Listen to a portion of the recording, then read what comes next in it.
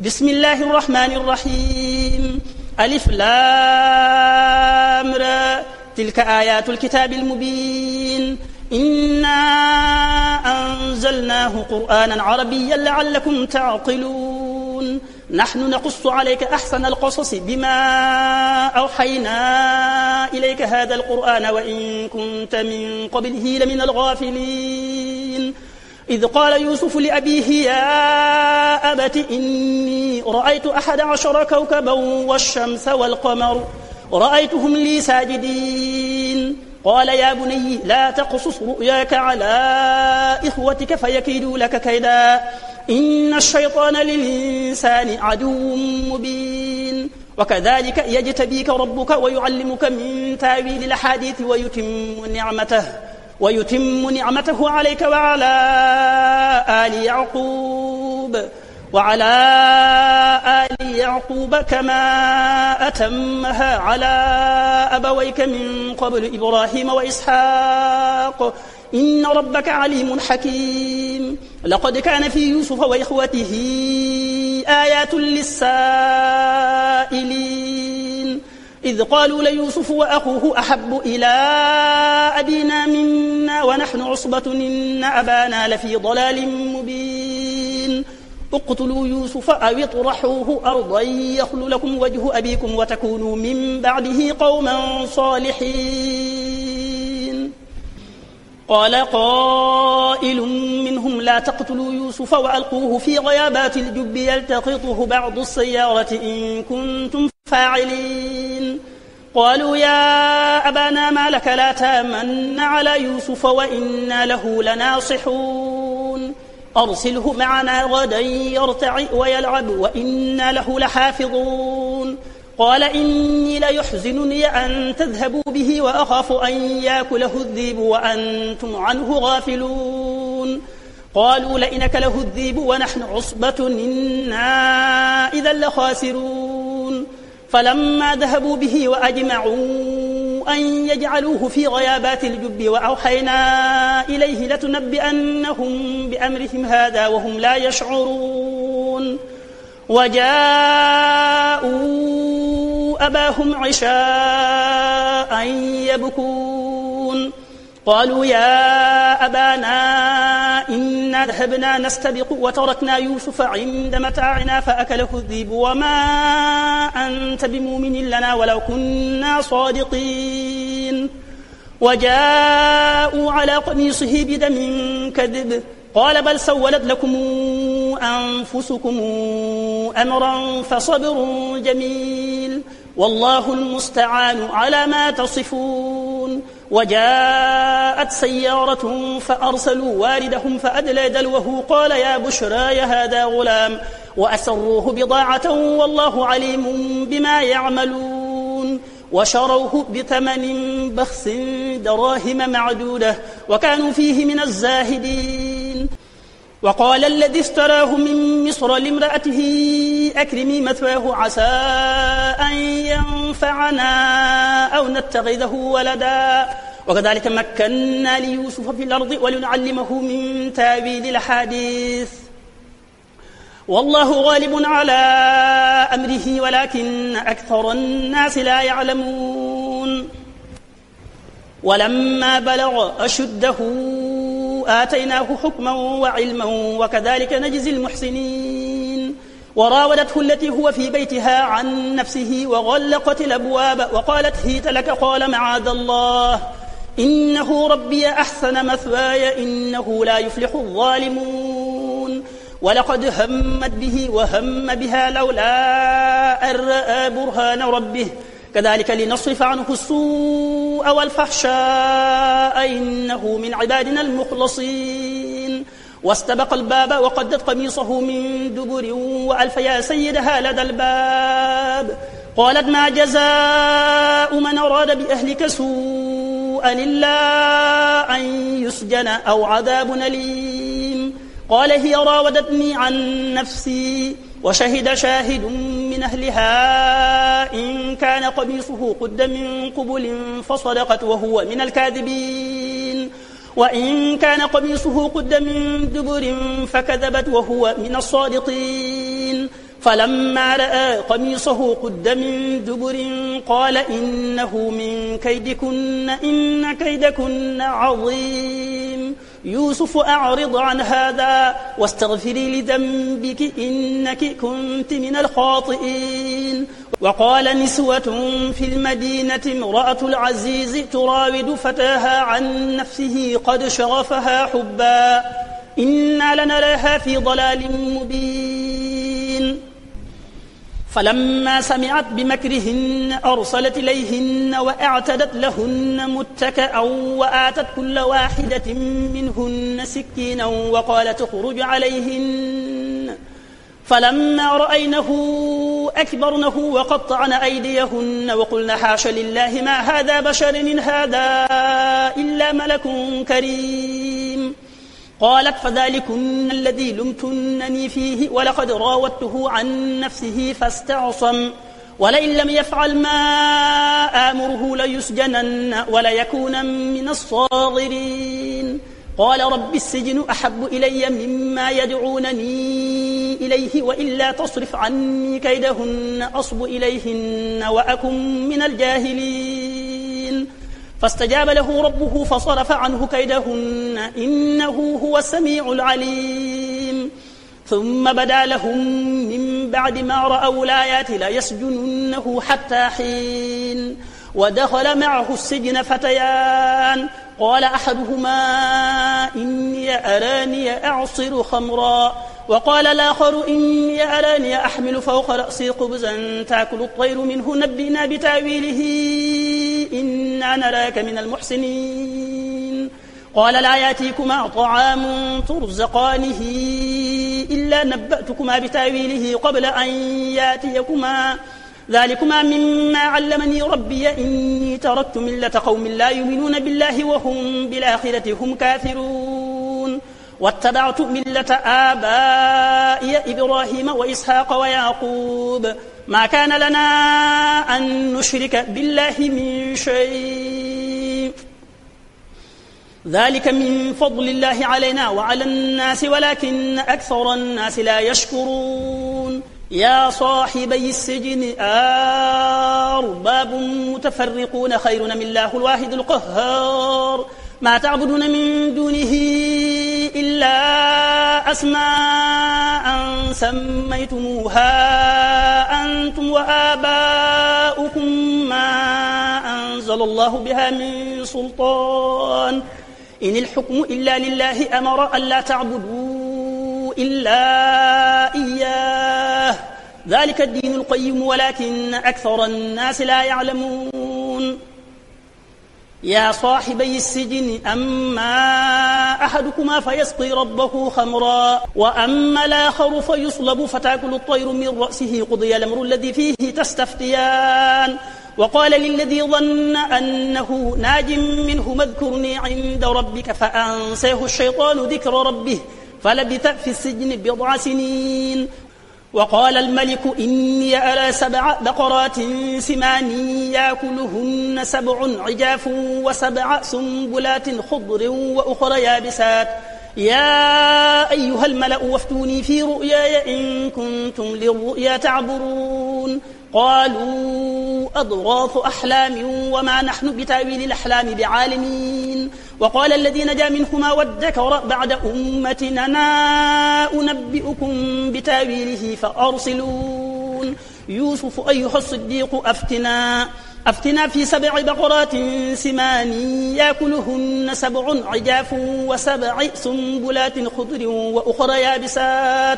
وأخرى يابسات لعلي أرجع إلى الناس لعلهم يعلمون. قال تزرعون 7 سنين دأبا فما حصدتم فذروه في سنبله إلا قليلا مما تأكلون ثم يأتي من بعد ذلك 7 شداد يأكلن ما قدمتم لهن إلا قليلا مما تحصنون ثم يأتي من بعد ذلك عام فيه يغاث الناس وفيه يعصرون. وقال الملك ائتوني به فلما جاءه الرسول قال ارجع إلى ربك فاسأله ما بال النسوة اللاتي قطعن أيديهن إن ربي بكيدهن عليم. قال ما خطبكن إذ راوتن يوسف عن نفسه قلنا حاش لله ما علمنا عليه من سوء قالت امرأة العزيز لا نحصحص الحق أنا راودته عن نفسه وإنه لمن الصادقين ذلك ليعلم أني لم أخنه بالغيب وأن الله لا يهدي كيد الخائنين وما أبرئ نفسي إن النفس لأمارة بالسوء إلا ما رحم ربي إن ربي غفور رحيم وقال الملك ائتوني به أستخلصه لنفسي فلما كلمه قال إنك اليوم لدينا مكين أمين قال اجعلني على خزائن الأرض إني حفيظ عليم وكذلك مكنا ليوسف في الأرض يتبوأ منها حيث يشاء نصيب برحمتنا من نشاء ولا نضيع أجر المحسنين ولأجر الآخرة خير للذين آمنوا وكانوا يتقون وجاء إخوة يوسف فدخلوا عليه فعرفهم وهم له منكرون ولما جهزهم بجهازهم قال اتوني بأخ لكم من أبيكم ألا ترون أني أوفي الكيل وأنا خير المنزلين فإن لم تاتوني به فلا كيل لكم عندي ولا تقربون قالوا سنراود عنه أباه وإنا لفاعلون وقال لفديته اجعلوا بضاعتهم في رحالهم لعلهم يعرفونها إذا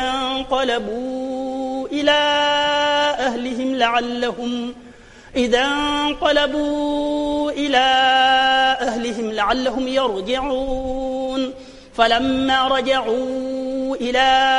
أبيهم قالوا يا أبانا منع منا الكيل فأرسل معنا أخانا نكتل وإنا له لحافظون قال هل آمنكم عليه إلا كما أمنتكم على أخيه من قبل فالله خير حفظا وهو أرحم الراحمين ولما فتحوا متاعهم وجدوا بضاعتهم ردت إليهم قالوا يا أبانا ما نبغي هذه بضاعتنا ردت إلينا ونمير أهلنا ونحفظ أخانا ونزداد كيل بعير ذلك كيل يسير قال لنرسله معكم حتى تؤتون موثقا من الله لتأتونني به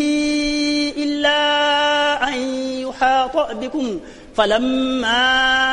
آتوه موثقهم قال الله على ما نقول وكيل وقال يا بني لا تدخلوا من باب واحد وادخلوا من أبواب متفرقة وما أغني عنكم من الله من شيء إن الحكم إلا لله عليه توكلت وعليه فليتوكل المتوكلون ولما دخلوا من حيث أمرهم أبوهم ما كان يغني عنهم من الله من شيء إلا حاجة في نفس يعقوب قضاها وإنه لذو علم لما علمناه ولكن أكثر الناس لا يعلمون ولما دخلوا على يوسف آوى إليه أخاه قال إني أنا أخوك فلا تبتئس بما كانوا يعملون فلما جهزهم بجهازهم جعل السقاية في رحل أخيه ثم أذن مؤذن أيتها العير إنكم لسارقون قالوا وأقبلوا عليهم ماذا تفقدون قالوا نفقد صواع الملك ولمن جاء به حمل بعير وأنا به زعيم قالوا تالله لقد علمتم ما جئنا لنفسد في الأرض وما كنا سارقين قالوا فما جزاؤه إن كنتم كاذبين قالوا جزاؤه من وجد في رحله فهو جزاؤه كذلك نجزي الظالمين فبدأ بأوعيتهم قبل وعاء أخيه ثم استخرجها من وعاء أخيه كذلك كدنا ليوسف ما كان ليأخذ أخاه في دين الملك إلا أن يشاء الله نرفع درجات من نشاء وفوق كل ذي علم عليم قالوا إن يسرق فقد سرق أخ له من قبل فأسرها يوسف في نفسه ولم يبدها لهم قال أنتم شر مكانا والله أعلم بما تصفون قالوا يا أيها العزيز إن له أبا شيخا كبيرا فخذ أحدنا مكانه إنا نراك من المحسنين قال معاذ الله أن ناخذ إلا من وجدنا متاعنا عنده إنا إذا لظالمون فلما استيئسوا منه خلصوا نجيا قال كبيرهم ألم تعلموا أن أباكم قد أخذ عليكم موثقا من الله ومن قبل ما فرطتم في يوسف فلن نبرح الأرض حتى يأذن لي أبي أو يحكم الله لي وهو خير الحاكمين ارجعوا إلى أبيكم فقولوا يا أبانا إن ابنك سرق وما شهدنا إلا بما علمنا وما كنا للغيب حافظين واسأل القرية التي كنا فيها والعير التي أقبلنا فيها وإنا لصادقون قال بل سولت لكم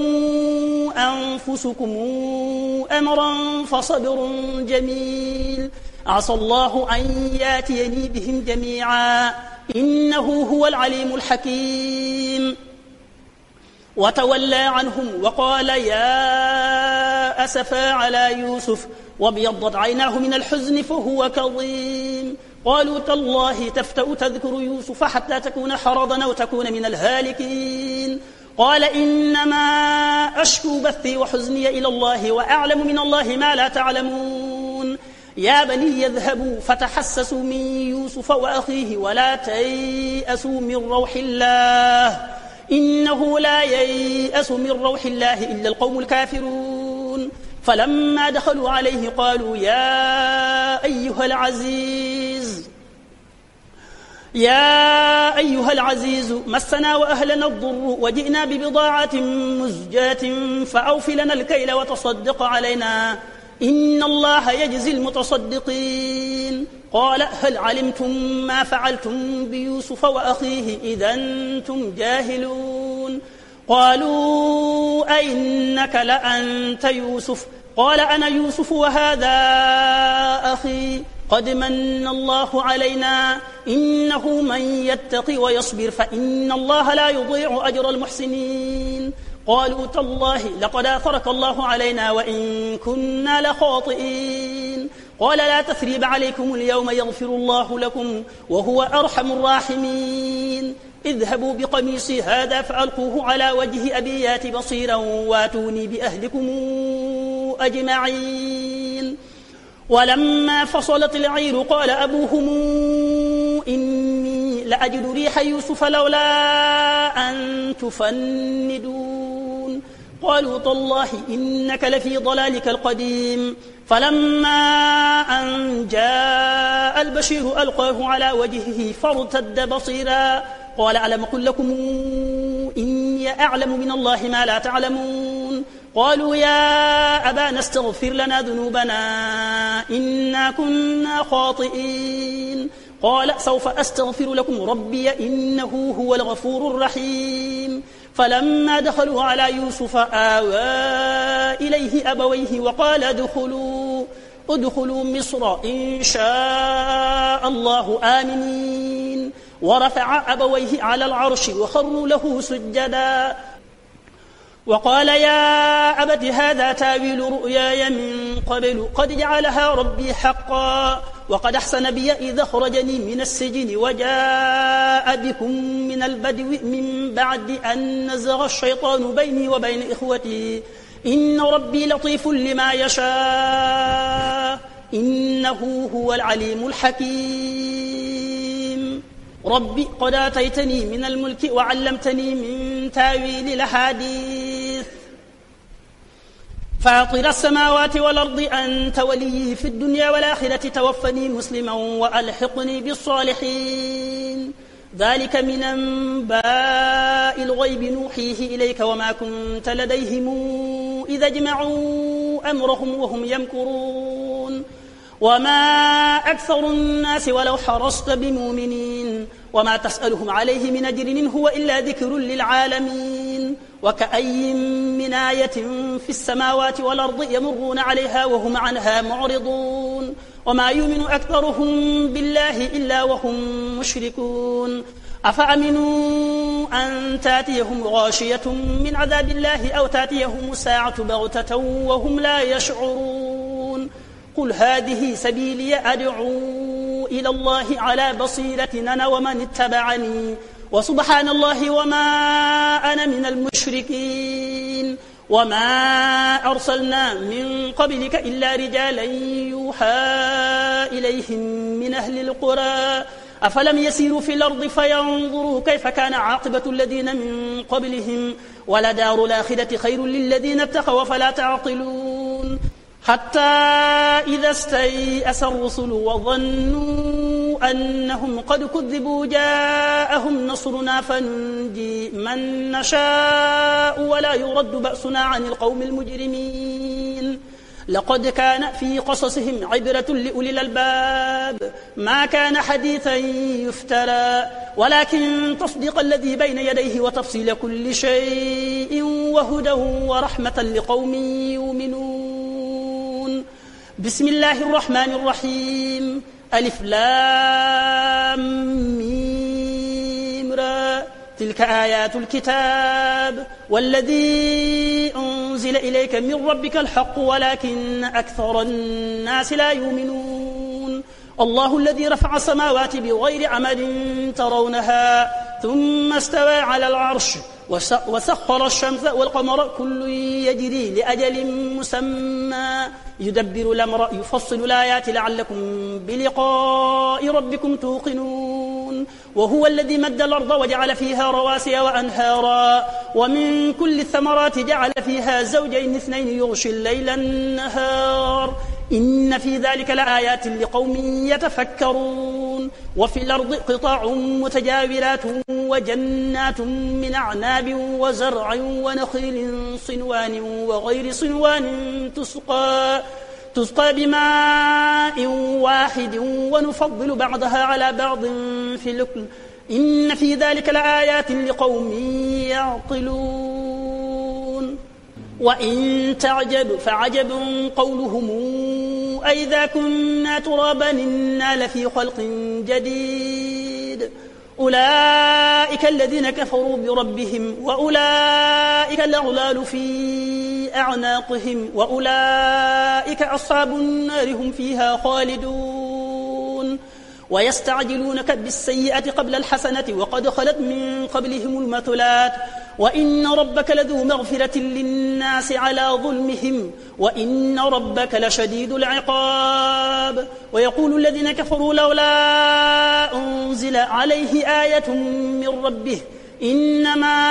أنت منذر ولكل قوم هاد الله يعلم ما تحمل كل أنثى وما تغيض الأرحام وما تزداد وكل شيء عنده بمقدار عالم الغيب والشهادة الكبير المتعال سواء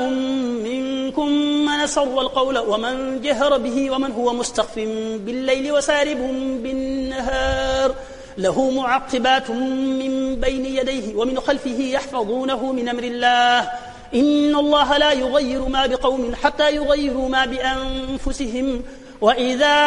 أراد الله بقوم سوءا فلا مرد له وما لهم من دونه من وال هو الذي يريكم البرق خوفا وطمعا وينشئ السحاب الثقال ويسبح الرعد بحمده والملائكة من خيفته ويرسل الصواعق فيصيب بها من يشاء وهم يجادلون في الله وهو شديد المحال له دعوة الحق والذين يدعون من دونه لا يستجيبون لهم بشيء إلا كباسط كفيه إلى الماء ليبلغ فاه وما هو ببالغه وما دعاء الكافرين إلا في ضلال ولله يسجد من في السماوات والأرض طوعا وكرها وظلالهم بالغدو ولا صال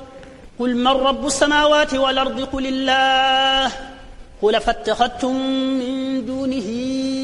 أولياء لا يملكون لأنفسهم نفعا ولا ضرا قل هل يستوي الأعمى والبصير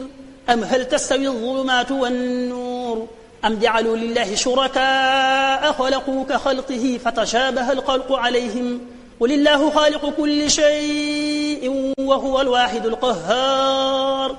أنزل من السماء ماء فسالت أودية بقدرها فاحتمل السيل زبدا رابيا ومما توقدون عليه في النار ابتغاء حلية أو متاع زبد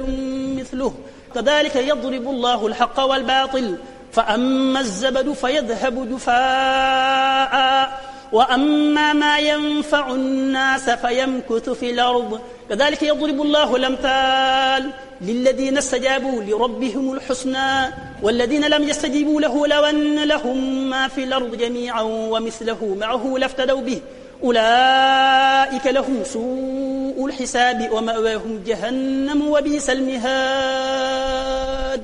أفمن يعلم أنما أنزل إليك من ربك الحق كمن هو أعمى إنما يتذكر أولو الألباب الذين يوفون بعهد الله ولا ينقضون الميثاق والذين يصلون ما أمر الله به أن يوصل ويخشون ربهم ويخافون سوء الحساب والذين صبروا ابتغاء وجه ربهم وأقاموا الصلاة وأنفقوا مما رزقناهم سرا وعلانية ويدرؤون بالحسنة السيئة أولئك لهم عقبى الدار جنات عدن يدخلونها ومن صلح من آبائهم وأزواجهم وذرياتهم والملائكة يدخلون عليهم من كل باب سلام عليكم بما صبرتم فنعم عقبى الدار والذين ينقضون عهد الله من بعد ميثاقه ويقطعون ما أمر الله به أن يوصل ويفسدون في الأرض أولئك لهم اللعنة ولهم سوء الدار الله يبسط الرزق لمن يشاء ويقدر وفرحوا بالحياة الدنيا وما الحياة الدنيا في الآخرة إلا متاع ويقول الذين كفروا لولا أنزل عليه آية من ربه قل إن الله يضل من يشاء ويهدي إليه من أناب الذين آمنوا وتطمئن قلوبهم بذكر الله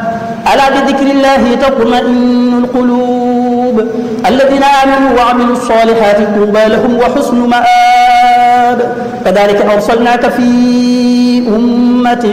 قد خلت من قبلها أمم لتتلو عليهم الذي أوحينا إليك وهم يكفرون بالرحمن قل هو ربي لا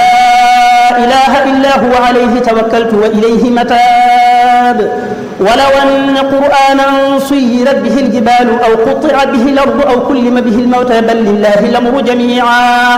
أفلم ييأس الذين آمنوا أن لو يشاء الله لهدى الناس جميعا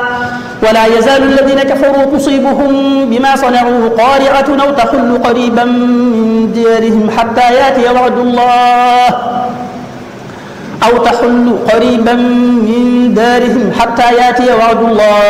إن الله لا يخلف الميعاد ولقد استهزئ برسل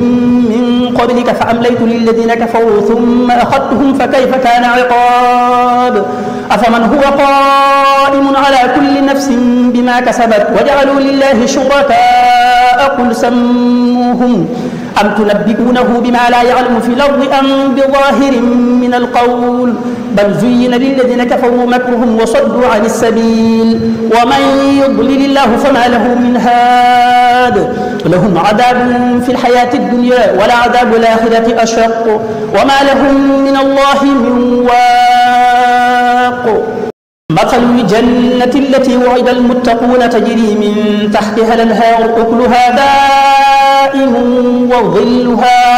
تلك عقبى الذين اتقوا وعقبى الكافرين النار والذين آتيناهم الكتاب يفرحون بما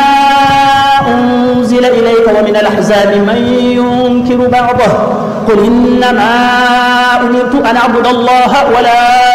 أشرك به إليه أدعو وإليه مآب وكذلك أنزلناه حكما عربيا ولئن اتبعت أهواءهم بعدما جاءك من العلم ما لك من الله من ولي ولا واق ولقد أرسلنا رسلا من قبلك وجعلنا لهم أزواجا وذرية وما كان لرسول أن يأتي بآية إلا بإذن الله لكل أجل كتاب يمحو الله ما يشاء ويثبت وعنده أم الكتاب وإما نرينك بعض الذي نعدهم أو نتوفينك فإنما عليك البلاغ وعلينا الحساب أولم يروا أنا ناتي الأرض ننقصها من أطرافها والله يحكم لا معقب لحكمه وهو سريع الحساب وقد مكر الذين من قبلهم فلله المكر جميعا يعلم ما تكسب كل نفس وسيعلم الكافر لمن عقبى الدار ويقول الذين كفروا لست مرسلا قل كفى بالله شهيدا بيني وبينكم ومن عنده علم الكتاب